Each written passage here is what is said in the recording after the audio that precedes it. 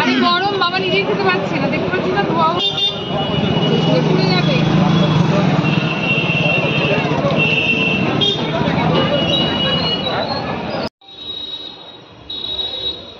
তারপরে আবৃত্তি রয়েছে আয়ুষী গিরি, তারপর নৃত্য শ্রেয়শ্রী জানা, অপর্ণা মাইতি, সুপর্ণা মাইতি, শ্রেয়শ্রী জানা, শ্রেয়ান জানা,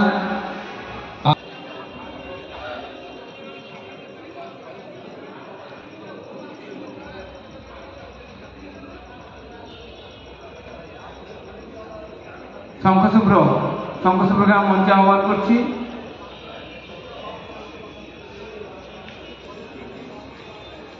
এছাড়া আমার যে সমস্ত শিল্পী রয়েছে তোমরা তাড়াতাড়ি মঞ্চের পিছনে চলে এসো, আমরা আমাদের অনুষ্ঠান শুরু করব।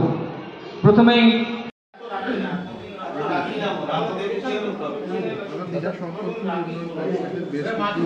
নির্দেশিকা জারি করেছে আপনাদের হোটেল মালিক থেকে শুরু করে সবাইকে নিয়ে আলোচনায় বসে সেই সিদ্ধান্ত কি করবেন আপনারা? আমরা মিটিংয়ে স্বাগত জানাচ্ছি এবং আমরা হোটেল ছিলাম নিউ দিঘা অ্যাসোসিয়েশনও ছিল, আর অন্য হোটেল মালিকরাও সবাই ছিলেন। সেদিনকে যে মিটিংটা হয়েছে খুব ভালোভাবে মিটিং হয়েছে, যাতে ডিএসডিএ ট্যাক্স, রাস্তাঘাট সব নিয়েই আলোচনা হয়েছে। আমরা সেটাকে সমর্থন করছি।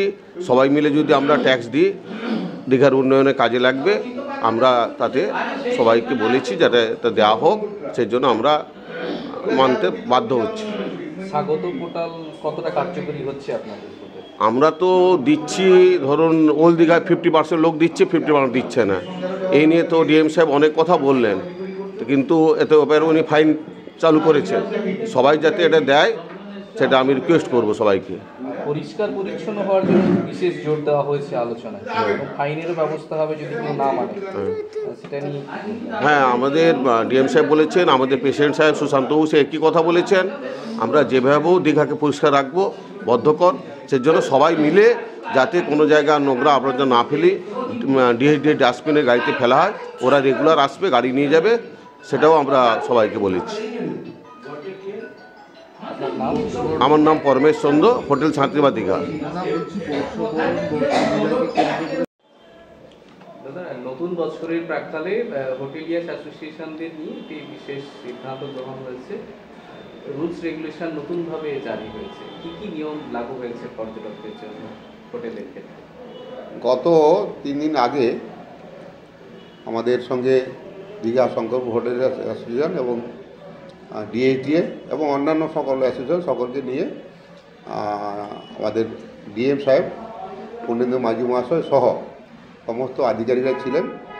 সেখানে কিছু হোটেল পরিচালনার ক্ষেত্রে কিছু নিয়মকানুন বেঁধে দিয়েছেন। তার মধ্যে প্রধান যেটা হচ্ছে সেটা হচ্ছে ওই টিসিএসসি কালেকশান, ট্যুরিস্ট ট্যাক্স যেটা কালেকশন হয়, ওইটা নিয়ে তারা সিদ্ধান্ত নিয়েছেন যে 2023 থেকে আজ অবধি টোটাল যা টাকা বাকি আছে সমস্ত হোটেলে দিয়ে দিতে হবে, এবং নতুন করে যে অতিথি পোর্টাল হয়েছে ওই পোর্টালে করে সবাই এন্ট্রি দিতে হবে, এবং পোর্টালে যতজন এন্ট্রি প্লাস রেজিস্টার দেখাবে সব টাকাটাই ওই পোর্টালের মাধ্যমে জমা করতে হবে।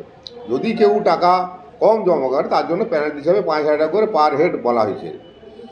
আর সঙ্গে বলেছেন যে দীঘাটাকে পরিষ্কার করার দায়িত্ব আমাদের সকলের, বিশেষ করে আমাদের হোটেলগুলো থেকে যেসব গার্বেজগুলো বা বর্জ্যগুলো আমরা ডিসকাশন করছি তার প্রকৃতভাবে সেগ্রিগেশন করা হচ্ছে না, আর কি আলাদা আলাদা করা হচ্ছে। ওই জন্য দুটো ভাগ করা হয়েছে, একটা হচ্ছে তরল পদার্থ, একটা কঠিন পদার্থ। তার জন্য ডিএটিএ দুটো করে বালতি আমাদের দিবে, বড় বড় বালতি, সেটা আমরা আলাদা করে ডিএটিএ গাড়ি আসবে, সেই গাড়িতে আমরা ওগুলো ফেলবো।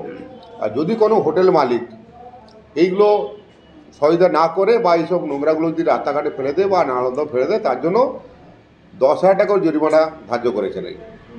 এটাই করা আমাদের বাধ্যতামূলক একদম বলে দিয়েছেন, এবং আমরাও চাই এটা হোক, দীঘা পরিষ্কার পরিচ্ছন্ন হোক।